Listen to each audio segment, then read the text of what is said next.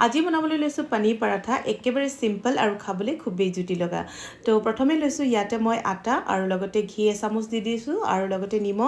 নিমখ দি মেলি এইখিনি ভালকৈ মঠি ল'লোঁ আটাখিনি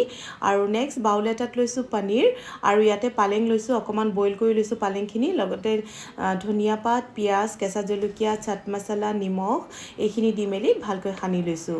আৰু যেতিয়া ভালকৈ সনা হ'ল তেতিয়া মই তাতে দিছোঁ চীজ স্লাইচ চীজখিনিয়ে দি দিছোঁ তো স্লাইচ চীজটো এনেকৈ মিক্স কৰি ল'লোঁ আৰু নেক্সট মই ৰুটি আকাৰত এনেকৈ ৰুটি বনাই ল'লোঁ ডাঙৰকৈ এখন ৰুটি আৰু তাতে দি দিছোঁ এয়া পনীৰ আৰু পনীৰখিনি যিখিনি ষ্টাফিং ৰেডি কৰি ৰাখিছিলোঁ তো সেইখিনি ইয়াতে ৰুটিৰ ওপৰত দি তেনেকৈ ভাজ কৰি দিছোঁ চাইডে চাইডে আৰু নেক্সট দুটা চাইডেও আকৌ এনেকৈ ভাজ কৰি দি দিম মানে এই ৰুটিখন মানে পৰঠা হ'ব আৰু পৰঠা বুলিয়ে ক'ম আৰু তো পৰঠাখন আচলতে চাৰিকণীয়াকৈ বনাম তো সেইকাৰণে এনেকৈ ভাজ কৰি লৈছোঁ তো এতিয়া মই পেনত দি ভালকৈ পৰঠাখন ভাজি ল'ম তো দুফালে এনেকৈ কম চিমত দি ভাজি লৈছোঁ তাৰপিছতে তেনেকৈ এতিয়া ৰেডি হৈ গৈছে তো মই এতিয়া নমাই ৰাখিছোঁ